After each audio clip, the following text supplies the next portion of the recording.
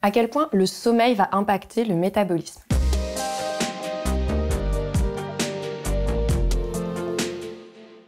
Je m'appelle Alexia Cornu, je suis experte en physiologie féminine et dans cette vidéo, je vais vous parler du sommeil. C'est un sujet extrêmement important qui me tient personnellement à cœur puisque en 2016, quand j'ai fait mon burn-out, c'était lié 100% à un sommeil qui était complètement détraqué et ça m'a permis de me rendre compte et de vivre à quel point finalement le sommeil c'est un élément clé de notre santé et qu'on peut avoir une alimentation équilibrée, on peut avoir un mode de vie sain avec de l'activité physique tous les jours. Si le sommeil ne va pas, eh bien finalement, il n'y a rien qui va et la tête ne va pas aller bien non plus.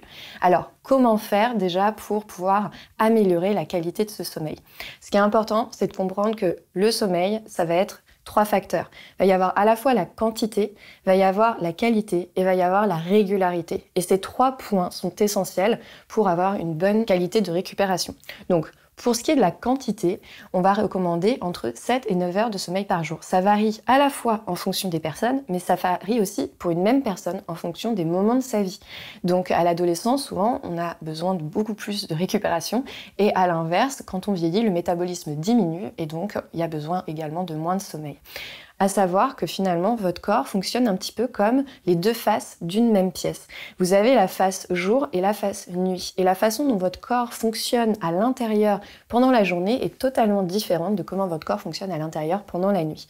Il va emmagasiner tout un tas d'informations pendant la journée. Vous allez manger, vous allez faire des activités, etc. Et la nuit, en fait, votre corps va switcher de mode pour vous permettre, en fait, de pouvoir traiter toutes les informations de la journée, récupérer, se réparer. Et si vous n'avez pas un sommeil de qualité ou qui est suffisant, eh bien votre usine de nuit entre guillemets va dysfonctionner, ce qui fait que à terme ça va faire dysfonctionner également la journée. Et on sait à quel point il y a des études qui démontrent que le sommeil est en lien direct aussi avec la dépression et on peut avoir un impact sur le poids très rapidement d'un sommeil qui est déréglé. J'ai très régulièrement des femmes qui me disent mais oui Alexia, moi je suis infirmière ou alors je travaille en 3-8, est-ce qu'il y a des solutions? Eh bien, en fait, on peut améliorer, je vais vous en partager tout de suite après, mais sachez que quoi qu'il arrive, c'est mauvais pour la santé d'avoir un sommeil qui n'est pas régulier. Donc c'était le 3e point, la régularité. Souvent, on pense qu'on peut accumuler une dette de sommeil et la récupérer plus tard, mais en fait, la dette de sommeil ne se récupère jamais. C'est-à-dire que quand on a perdu des heures de sommeil, on a beau se reposer, etc., le corps va se recaler comme il peut, mais on ne récupère jamais. Donc, cette idée de se dire c'est pas grave, j'abuse un petit peu le week-end, je récupérerai la semaine, ou à l'inverse, je tire sur la corde la semaine, je me reposerai le week-end, fonctionne pas réellement. Même si, bien sûr, si vous êtes fatigué, il faut vous reposer, mais sachez que vous ne récupérez pas réellement la dette de sommeil que vous avez accumulée pendant la semaine ou pendant le week-end. De même, pour cette régularité, il est conseillé de ne pas avoir plus d'1 heure de décalage entre la semaine et le week-end pour votre heure de lever et votre heure de coucher. Donc, surtout l'heure de lever qui est la plus importante, on va le voir après sur la qualité, elle joue énormément.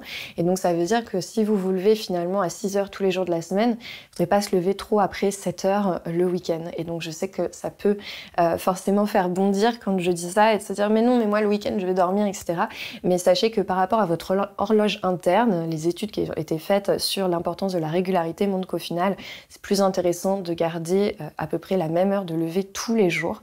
Et donc, d'essayer au mieux de pouvoir s'approcher de ça. Bien sûr, l'idée, c'est pas de faire du parfait, mais si vous êtes concerné par des troubles du sommeil, je me dois de vous donner l'information pour que vous puissiez essayer d'appliquer au mieux ce conseil. Donc, on a vu la quantité, on a vu la régularité. Maintenant, il va y avoir la qualité. Parce qu'au final, vous pouvez dormir 7 heures et être totalement reposé, vous pouvez dormir 9 heures et vous réveiller et être très fatigué. Donc, qu'est-ce qui va jouer par rapport à la qualité de votre sommeil? En premier, ça va être l'heure du lever. Et très souvent, quand on veut améliorer son sommeil, on va se dire « oui, c'est absolument l'heure du coucher qui est importante ». Alors oui, elle l'est, mais celle du lever l'est encore plus. Donc, qu'est-ce qui va être important au moment où vous vous réveillez? Eh bien, ça va être tout de suite de vous exposer, si possible, à la lumière du jour, de mettre votre corps en action et de respirer. Parce que ces 3 signaux-là vont envoyer un message fort à votre cerveau qui va pouvoir recaler votre horloge biologique. Donc, pour l'air frais, du coup, essayez d'aller dehors si vous pouvez, de marcher un petit peu, ou alors ne serait-ce que aérer finalement votre chambre à coucher et de respirer de l'air frais. Ça peut être également d'aller du coup dans votre jardin ou sur votre balcon, enfin voilà, juste de respirer pendant quelques minutes l'air frais. Ça peut être hyper intéressant pour déjà commencer la journée avec de la respiration. Il suffit de 2-3 minutes largement pour avoir les bénéfices. Ce qui va être très important aussi, ça va être de vous mettre en action. Donc je vous recommande, si possible, de faire quelques étirements le matin. Pour les plus sportifs d'entre vous, bien sûr, vous pouvez aller marcher, trottiner. Faites bien attention, si vous faites une séance de cardio le matin au réveil, d'y aller progressivement, de bien vous échauffer pour que tout votre système cardiovasculaire se mette en route, de ne pas partir à fond la caisse, parce que l'idée, c'est pas de brusquer non plus votre organisme, vraiment de l'accompagner dans ce début de la journée. Et l'idéal, c'est de faire des étirements. Vous vous réveillez, vous allez sur votre tapis, vous faites quelques étirements. Vous avez des vidéos sur ma chaîne avec des routines d'étirements, donc je vous invite à les visionner si vous ne savez pas quoi faire comme routine d'étirement le matin au réveil. Et sinon, juste le fait de faire des étirements, de bouger, vous pouvez faire ça de façon très simple et ce sera très efficace. Donc ça envoie un message fort à votre cerveau, comme quoi vous êtes réveillé. Donc, il y a votre horloge biologique qui se met en route.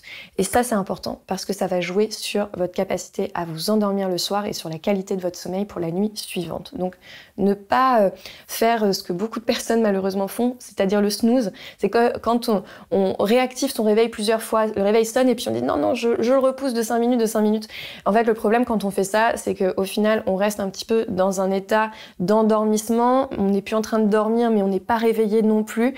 Et donc, cet entre-deux, finalement, est pas bon pour votre horloge biologique. Donc, le réveil sonne, mettez le réveil plutôt last minute, entre guillemets, le dernier moment où vous voulez vraiment sortir de votre lit, et mettez votre réveil loin de votre lit, de façon à ce que vous ayez besoin de vous lever pour l'éteindre. Ça, c'est l'astuce.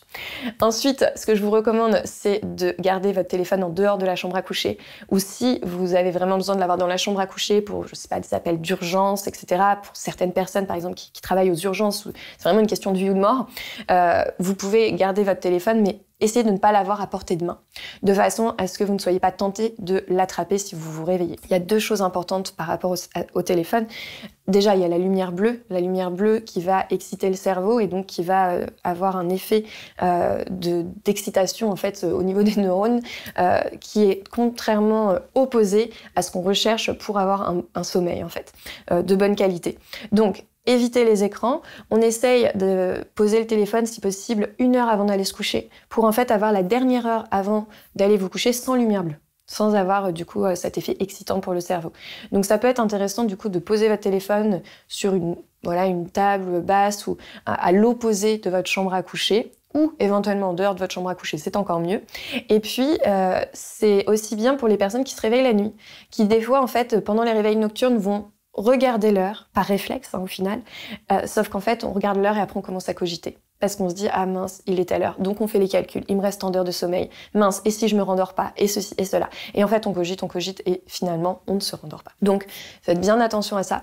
Le téléphone en dehors de la chambre à coucher, ou en tout cas un endroit où vous ne pouvez pas l'attraper depuis votre lit, ça peut vraiment être un game changer pour la qualité de votre sommeil. Donc je vous invite à le faire. Donc on a parlé de la lumière bleue, on a parlé de l'importance du réveil. Maintenant, on va me demander qu'est-ce qu'on mange le soir pour avoir un sommeil de qualité. Donc, il faut savoir que le soir, je vais vous inviter à consommer des aliments qui se digèrent rapidement. Tout simplement parce qu'en fait, si vous consommez des aliments qui sont longs à être digérés, vous risquez d'aller vous coucher en étant encore en digestion. Si je prends l'exemple du steak frites. Un steak frites, on est à peu près à 6 heures de digestion parce que la friture, parce que les graisses animales, dont la viande rouge, sont extrêmement longues à être digérées. Donc le problème de ça, c'est que quand vous allez vous coucher, vous êtes encore en train de digérer, votre corps est encore en train de travailler, mais sur une tâche de la journée. Et donc, il va pas pouvoir se switcher complètement en mode nuit. Donc, même si vous vous endormez, vous n'allez pas pouvoir atteindre un sommeil profond récupérateur puisque votre corps est encore en activité sur des activités qui sont censées être des activités de journée. Donc, pour cela, pour pas que ça arrive, il va falloir manger des aliments qui se digèrent rapidement. Donc, des végétaux, tout ce qui est légumes, ça se digère très rapidement. Les glucides. Et là, pendant des années, on a dit attention les féculents le soir, etc. Alors pas du tout, c'est important d'avoir des glucides en fin de journée parce que toute la journée, vous vous activez, vous consommez de l'énergie et donc le soir, c'est important de redonner de l'énergie à votre corps. Et donc les glucides sont une super source d'énergie. Après, attention à la qualité des glucides, forcément. Si vous mangez de la pomme de terre ou si vous prenez des aliments avec un indice glycémique très élevé comme du pain blanc, des pâtes, forcément, c'est pas idéal pour votre santé. Essayez d'être plutôt sur des glucides riches en fibres comme les lentilles, les pois chiches, les haricots, les petits pois, qui du coup sont des sources de protéines végétales et qui en plus du coup vous apportent des glucides et sont très riches en fibres. Donc les légumes, les légumineuses, ça peut être aussi des céréales complètes comme le quinoa par exemple, qui vont être rapides à être digérées. Et si vous optez pour des protéines d'origine animale, optez pour des protéines maigres comme la viande blanche par exemple, les œufs, ou alors ça peut être aussi du poisson blanc. Évitez la viande rouge, le thon et le saumon par exemple qui sont plus gras et donc plus longs à être digérés. Ça vous permettra, en ayant une digestion rapide, de ne pas être encore en train de digérer au moment de votre coucher. Essayez quand même de terminer de dîner 2 heures avant l'heure de votre coucher, c'est quand même mieux. Ensuite, on va parler de l'hydratation parce que beaucoup de personnes ne boivent pas suffisamment pendant la journée et vont beaucoup boire en fin de journée et vont aller se lever du coup la nuit pour aller aux toilettes. Et ça va perturber leur sommeil. Et je sais qu'il y a énormément de femmes qui sont concernées par ça. Donc, ce que je vous recommande, c'est de boire beaucoup au réveil. Déjà, vous vous réveillez, vous pouvez 1 à 2 verres d'eau à température ambiante ou chaude, sans rien dedans, pas de thé, pas de citron, voilà, vraiment juste de l'eau plate, sans saveur. Et ensuite, essayez de boire toute la matinée pour arriver à 1 litre d'eau avant midi.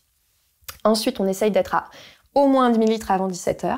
Et c'est comme ça, vous arrivez à 1,5 litre avant 17h, ce qui vous permet, même si vous buvez en fin de journée, le soir, d'avoir eu tous vos apports hydriques en début de journée et donc d'avoir moins de risque de vous lever la nuit pour aller aux toilettes parce que vous vous êtes retenu de boire toute la journée.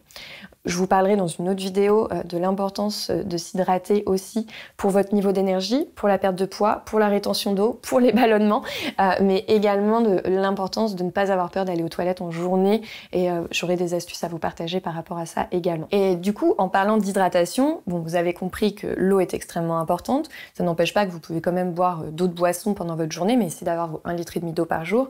Par contre, notre sujet au niveau du coup des liquides qui sont très importants quand on parle de sommeil, ça va être l'alcool. Parce que quand on consomme de l'alcool le soir, surtout pour les personnes qui ont du mal à s'endormir, on a vraiment cette impression qu'on va mieux s'endormir et de tomber un petit peu comme une feuille et de trouver le sommeil beaucoup plus facilement. À savoir que quand vous avez de l'alcool dans le sang, votre sommeil est beaucoup moins récupérateur, vous ne pouvez pas atteindre une phase de sommeil vraiment profond.